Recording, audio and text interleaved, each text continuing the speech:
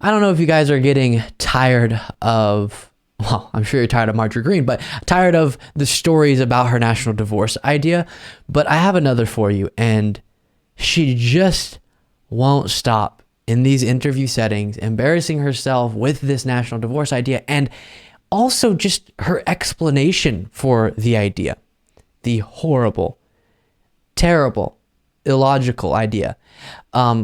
Because it's so incoherent. She's pretending, no, I didn't mean national divorce like a splitting into two countries, like what that term makes everyone think of. I just mean, let's have a less powerful federal government, but then has all these weird explanations for it. So very strange stuff. And we cannot forget, and this has been the theme of today's show, how wild of a moment we're in. And I promise we'll get to this interview with Sean Hannity she did.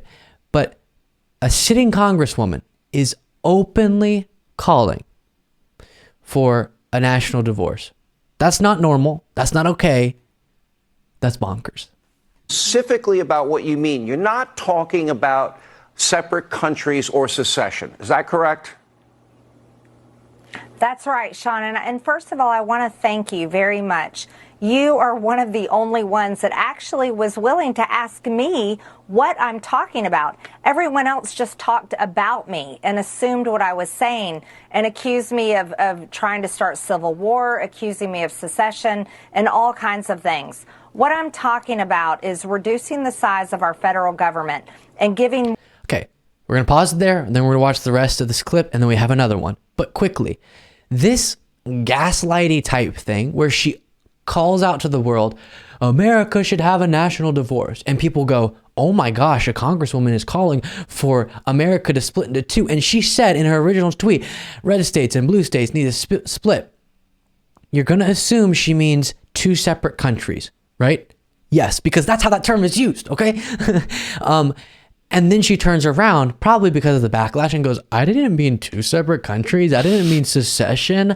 I just meant like federalism, like states can have more power. And I don't even understand the idea, but I guess it's not two separate countries. That's what she keeps making clear. Again, I think because of the backlash. That would be the same when people use a common term and then freak out that people assume they mean by that term the thing that that term means, is the same thing as if I went, Ben, producer Ben, can I punch you in the face?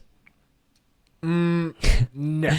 And then go, I meant, can I make fruit punch for you and you drink it, which is on your face? Oh my God. Everyone got mad at me because I asked Ben if I could punch him in the face. That's the term people know, and they assume you mean something by it. She's doing the same thing with national divorce, pretending, gaslighting the stink out of us, and pretending like we're the crazy ones for believing she meant by the thing that she said, the thing that she said. Have the power and control that they deserve. You're talking about reducing the size, power of the federal government, giving more power to the states. In other words, federalism is a good thing. What would you say about cases like we see counties in Oregon wanting to join Idaho? We see Buckhead. I used to live in Georgia for 4 years, where you are. Buckhead wants to separate, for example, from Atlanta, have their own police department, their own government. So you have these examples where people want to join up with another state or another county or another town. Should they have the right to do that? Absolutely. Don't we believe in freedom in America? Isn't that what America is all about? It's the people and their choices and the freedom to do so. I'm a huge supporter of Buckhead City. Have the power. It is funny sometimes with individuals such as Marjorie Greene watching, kind of staring into their eyes while they talk, and you can just see kind of the talking point machine spinning, or working, the gears turning, because she's kind of trying to think of how she's going to respond. Well, we're about freedom, right? Wait, but you're talking about the freedom with her national divorce idea now she opposes this characterization, but to end America. Yes, America should be about freedom up until you're ending America. I don't think you should have the freedom to end America. Does that make sense? So creating two separate blocks, and the red states do what they choose individually, but sort of have the same federal government, but don't have to be under the democratic rule of the rest of America, I guess, would be ending America as we know it. So no, you don't have the freedom to do that. And then the individual instances are less relevant to me that Hannity cited. But it is so wild how a lot of people are on board with that and think this is a very good idea. But all she's proposing, really, when you get down to the nuts and the bolts, is rolling back the clock and setting us up to go through what we just went through over the last 200 plus years. Because what did she really propose when we got through all of the confusingness of it? She says we do have a federal government that has, she hasn't explicitly said this, but if you asked her, I'm sure she would say democracy's involved in our federal government if there's a federal government. And if you're saying we're one country, I'm assuming there has to be one government over the state governments. Okay. So if there's democratic control over the federal government, then it would start as you imagine it.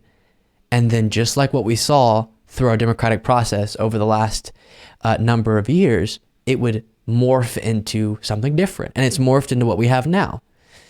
Now, it is not because people don't have a decision. She keeps saying people need to be able to choose.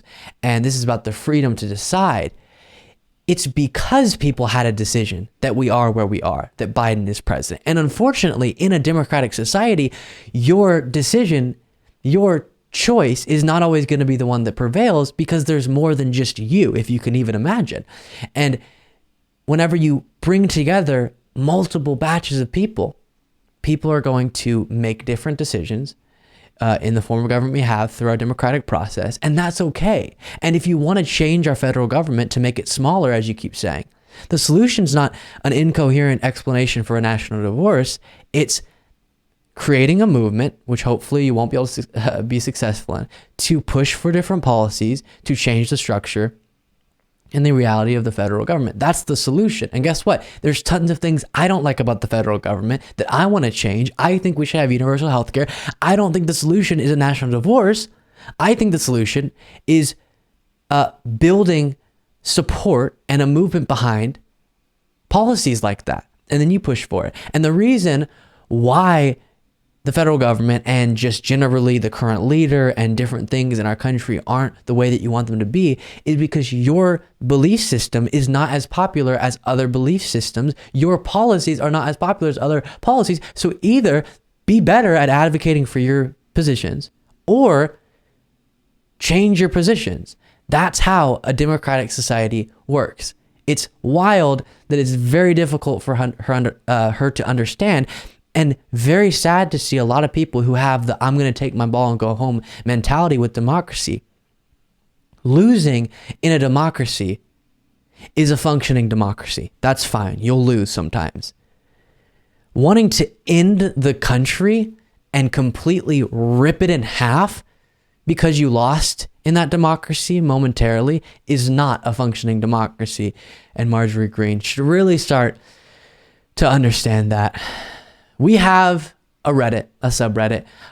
Go check it out. LukeBeasleyShow.com/Reddit. Thank you so much for watching. If you want to be a part of what makes this show possible, plus get access to the full video version of the show hours before all the clips are uploaded to YouTube, plus get the full bonus show every single Saturday, you can do so by going to patreon.com/Luke Beasley. That's patreon.com/Luke Beasley.